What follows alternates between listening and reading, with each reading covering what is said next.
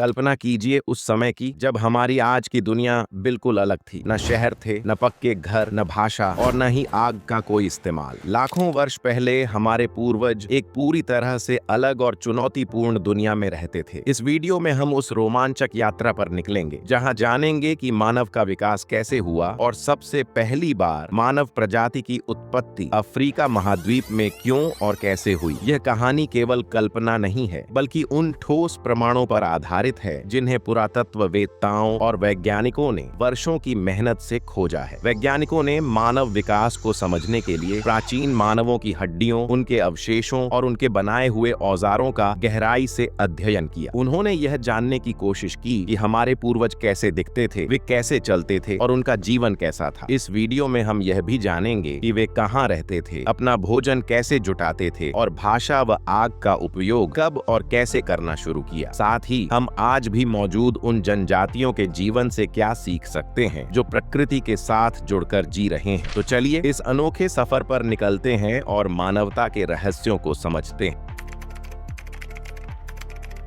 क्या आपने कभी सोचा है कि इंसान कब और कैसे इस दुनिया में आया? यह जान पाना आसान नहीं है, लेकिन वैज्ञानिकों का मानना है कि लगभग 56 लाख साल पहले पृथ्वी पर ऐसे प्राणी मौजूद हुए थे जिन्हें हम मानव कह सकते हैं। इन प्रारंभिक आदि मानवों के कई रूप थे जो समय के साथ धीरे धीरे बदलते गए और कुछ लुप्त भी हो गए। आज हम जो आधुनिक मानव हैं, उनके सीधे पूर्वज लगभग 1,60,000 साल पहले पैदा हुए थे। शुरुआत में मानव जीव जंतुओं का मांस खाते थे और पेड़ों से मूल, फल व बीज इकट्ठा करके अपना पेट भरते थे, लेकिन धीरे धीरे उन्होंने पत्थरों से औजार बनाना और आपस में बातचीत करना सीख लिया। इस तरह उनका जीवन धीरे धीरे बदलता गया और वे अपने वातावरण के साथ बेहतर तालमेल बिठाने लगे।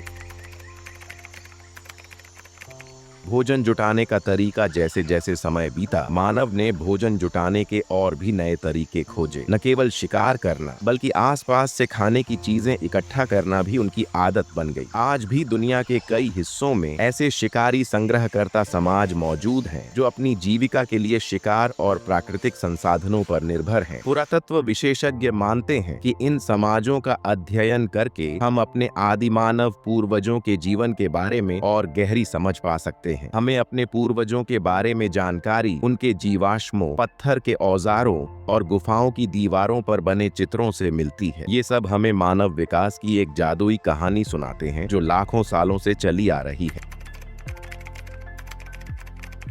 हर खोज के पीछे एक दिलचस्प इतिहास छुपा होता है। अक्सर ये खोजें उन्हीं जगहों पर हुई जहां मानव का विकास सबसे पहले हुआ। शुरुआत में बहुत से वैज्ञानिकों ने उन जीवाश्मों को प्रारंभिक मानवों के नहीं माना। उन्हें इस बात पर शक था कि क्या आदि मानव सचमुच चित्रकारी कर सकते थे या पत्थरों के औजार बना पाते थे। कई सालों तक ये सवाल बना रहा, लेकिन धीरे धीरे जब और अधिक खोजें हुई तो वैज्ञानिकों ने इन जीवाश्मों, औजारों और चित्रकारियों के असली महत्व को समझा और स्वीकार किया। मानव का विकास एक क्रमिक प्रक्रिया थी। इसका प्रमाण हमें उन प्राचीन मानव प्रजातियों के जीवाश्मों से मिलता है जो अब धरती पर नहीं है। इन जीवाश्मों की विशेषताओं और शारीरिक लक्षणों के आधार पर मानव को अलग अलग प्रजातियों में बांटा गया है। जीवाश्मों की उम्र का पता लगाने के लिए वैज्ञानिक रासायनिक परीक्षण करते हैं या उन मिट्टी की परतों का अध्ययन करते हैं जिनमें ये जीवाश्म पाए जाते हैं। जब जीवाश्मों की उम्र का सही अंदाजा लग जाता है तब मानव विकास के क्रम को समझना आसान हो जाता है। लगभग 200 साल पहले जब ये खोजें हुई तो कई विद्वान इसे स्वीकार करने को तैयार नहीं थे कि खुदाई से मिले ये जीवाश्म, पत्थर के औजार और गुफाओं की चित्रकारी वास्तव में मानव के प्राचीन पूर्वजों से संबंधित हैं। लेकिन आज ये सभी खोजें मानव इतिहास के महत्वपूर्ण प्रमाण बन चुकी हैं जो हमें हमारी पुरानी कहानी सुनाती हैं।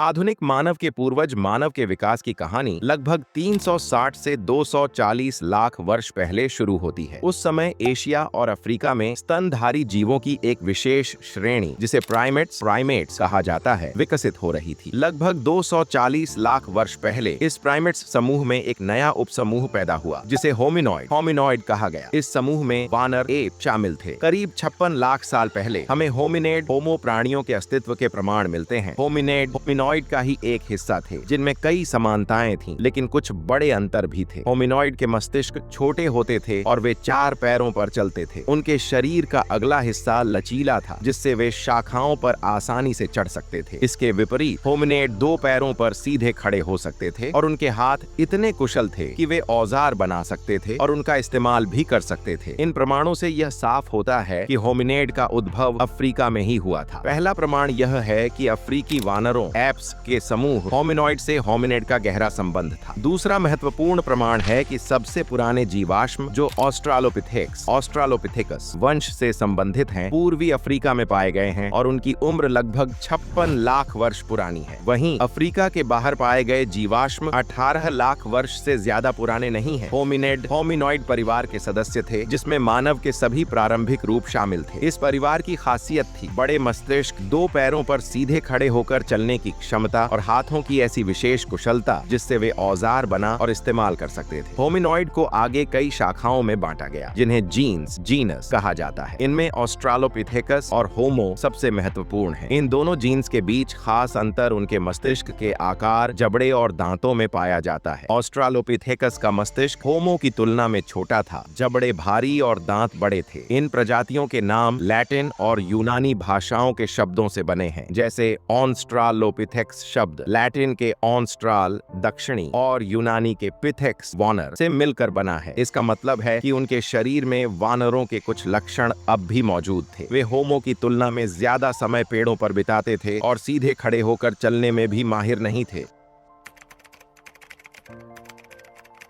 जैसे जैसे मानव ने औजार बनाना सीखा और लंबी दूरी तय करनी शुरू की, वैसे वैसे उनके शारीरिक और व्यवहारिक गुणों का विकास भी हुआ। आदिकालीन मानवों के अवशेषों को वैज्ञानिकों ने अलग अलग प्रजातियों में बांटा है, जो उनकी हड्डियों की बनावट, खासकर खोपड़ी और जबड़े की आकृति के आधार पर भिन्न होती है। यह विकास शायद एक तरह के पॉजिटिव फीडबैक मैकेनिज्म के रूप में हुआ, यानी जब किसी गुण से लाभ मिला तो वह और अधिक मजबूत होता गया। उदाहरण के लिए, जब मानव 2 पैरों पर सीधे चलने लगे तो उनके हाथ स्वतंत्र हो गए, जिससे वे बच्चों को संभाल सकते थे और औजार बना उपयोग कर सकते थे। हाथों के इस्तेमाल में बढ़ोतरी के साथ ही 2 पैरों पर चलने की कला भी बेहतर हुई। 2 पैरों पर चलने से शरीर की ऊर्जा की बचत होती थी, जिससे वे लंबी दूरी तय कर सकते थे। लेकिन दौड़ते समय इसका उल्टा असर होता था, जिससे दौड़ने में ज्यादा ऊर्जा खर्च होती थी। तंजानिया के लेतोली क्षेत्र में पाए गए होमिनिड के पदचिन्ह और इथियोपिया से मिले जीवाश्म इस बात के प्रमाण हैं कि उस समय के मानव 2 पैरों पर चलने लगे।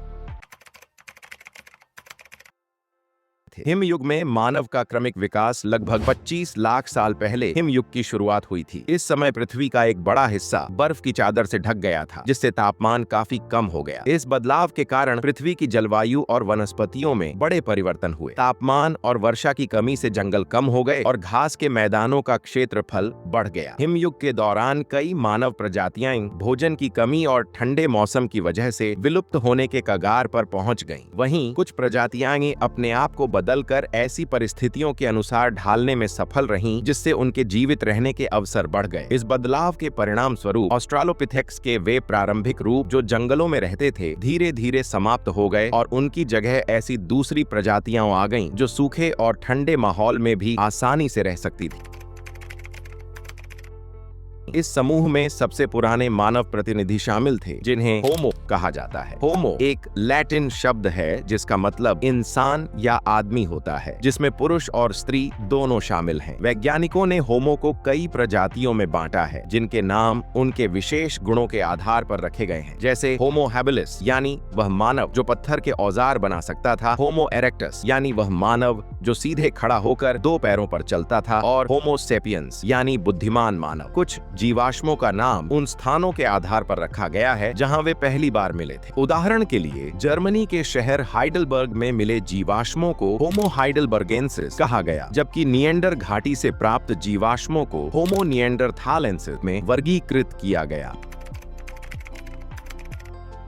था। यूरोप में पाए गए सबसे पुराने जीवाश्म होमो हाइडेलबर्गेंसिस और होमो निएंडरथालेंसिस होमो सेपियंस की प्रजाति के सदस्य थे। हाइडेलबर्गेंसिस मानव लगभग 8 लाख साल पहले अफ्रीका, एशिया और यूरोप में फैले हुए थे। निएंडरथाल मानव 1,30,000 से 1,35,000 वर्ष पहले पश्चिमी और मध्य एशिया तथा यूरोप में रहते थे, लेकिन लगभग 35,000 साल पहले पश्चिमी यूरोप में अचानक विलुप्त हो गए। आमतौर पर ऑस्ट्रालोपिथेक्स की तुलना में होमो प्रजातियों का मस्तिष्क बड़ा होता था। इनके जबड़े बाहर की ओर कम निकले होते थे और दांत छोटे थे। मस्तिष्क के बढ़ते आकार को उनकी अधिक बुद्धिमत्ता और बेहतर याददाश्त से जोड़ा जाता है। जबड़े और दांतों में हुए ये बदलाव संभवतः उनके खान पान में आए बदलावों से जुड़े थे।